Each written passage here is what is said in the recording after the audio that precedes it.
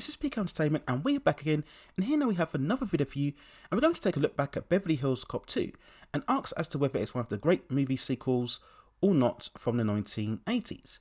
So when looking back at the movie, we go back to its original release date of May the 20th, 1987. Back then, superstar Eddie Murphy returns in his iconic role as Axel Foley, alongside Judge Reinhold, John Astin, Ronnie Cox, Paul Reiser, Jurgen Poncho and Bridget Nielsen, and the movie was directed by Tony Scott.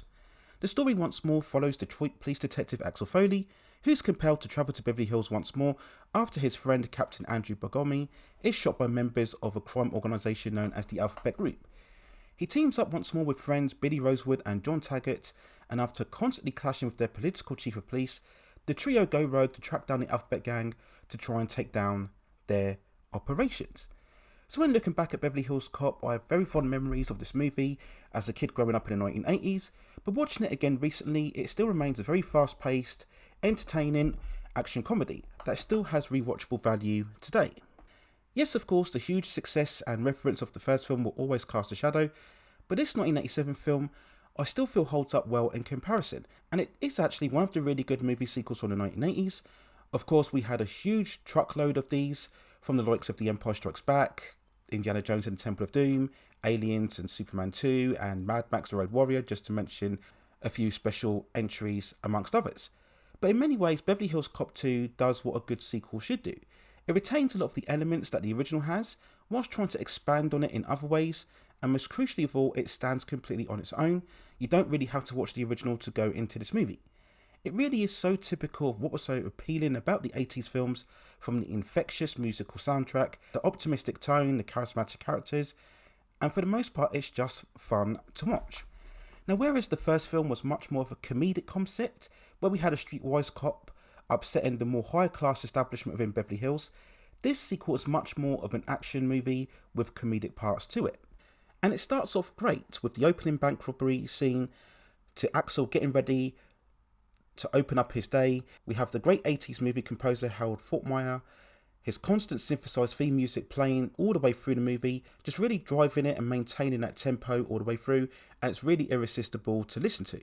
We have that montage of Axel driving through Beverly Hills, looking at all of the women and the streets and the vehicles and all of the palm trees and locations, and it just makes you smile as an 80s movies fan.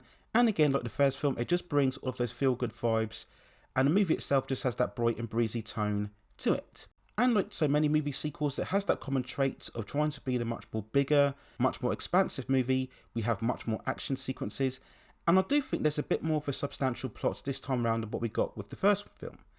The film also does right by retaining the trio of characters, Axel, Billy and John, and all three just play off each other so well.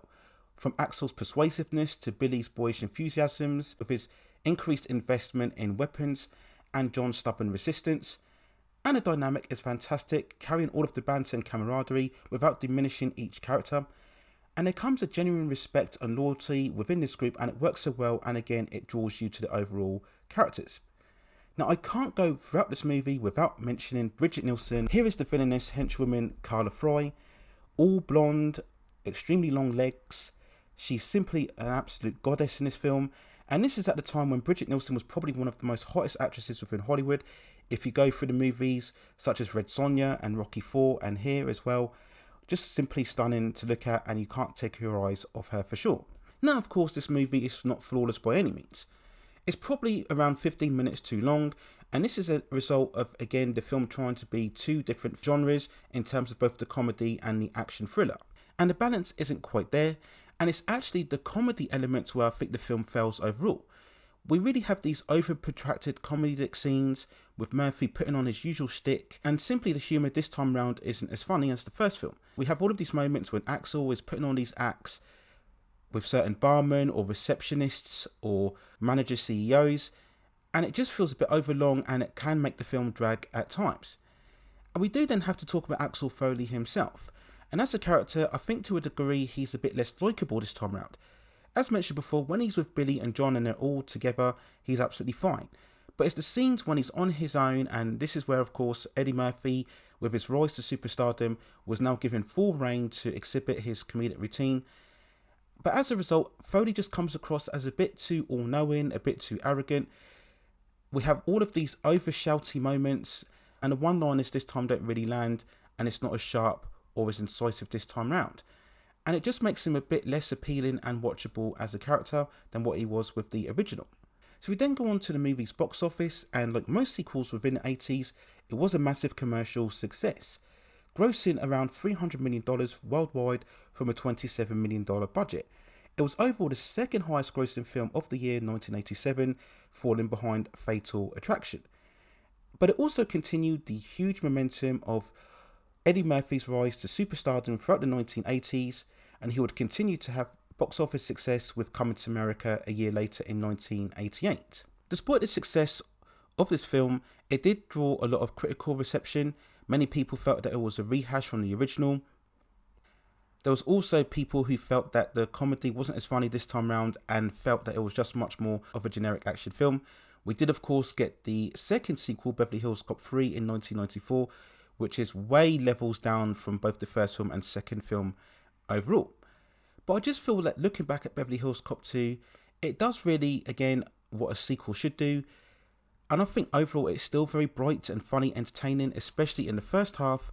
And overall it just maintained a smile on my face as I was watching it. And I do believe that it does remain one of the solid, most entertaining movie sequels, most definitely from the 1980s. So that's my overall thoughts and feelings and review when looking back at Beverly Hills Cop 2. Let me know what you think in the comments below. And if you have any other movies, television series, or any other topics within the pop entertainment and culture scene that you'd like to see me cover, then also let me know in the comments, and I will see if I can provide further commentary for you on that subject matter within the future. Please also hit like the subscription and notification buttons so I can provide you with more high quality content like this in the future. But that's it for now. Take care of yourselves, and I will see you very, very soon.